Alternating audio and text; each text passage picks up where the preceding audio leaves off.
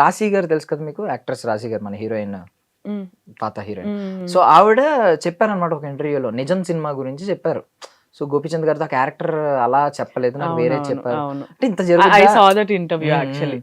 ఇలా జరుగుద్దా అని చెప్పి నేను అనుకున్నా. అంటే మరీ చెప్పిన స్టోరీ లైన్ అంతా వేరు, ఈవెన్ మహేష్ బాబు గారితో ఉంటది నా ట్రాక్ అన్నట్టు చెప్పారు. తర్వాత లవ్ అటువైపు షిఫ్ట్ అవుతుంది అని ఉంటుందండి. చెప్పారు. ఎందుకంటే ఇప్పుడు నేను ఏ సినిమా చెప్పను, రభస సినిమాని ఎగ్జాంపుల్ తీసుకుందాం. రభస నాకు నెరేట్ చేసినప్పుడు, నీ పెళ్లి ఇంకొక పెళ్లి ఆగిపోతుంది, జేపీ గారి కూతురు నువ్వు, మొత్తం సినిమా అంతా నీ చుట్టూనే ఉంటది, నువ్వే మెయిన్, సినిమా మొత్తం నువ్వే ఉంటావు, సినిమాలో 4 సార్లు కనిపిస్తా.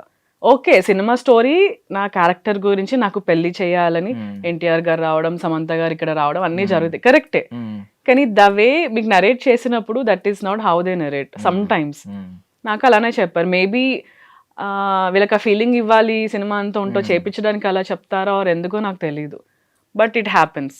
మీరు అడిగిన క్వశ్చన్ అయితే ఇట్ హ్యాపెన్స్.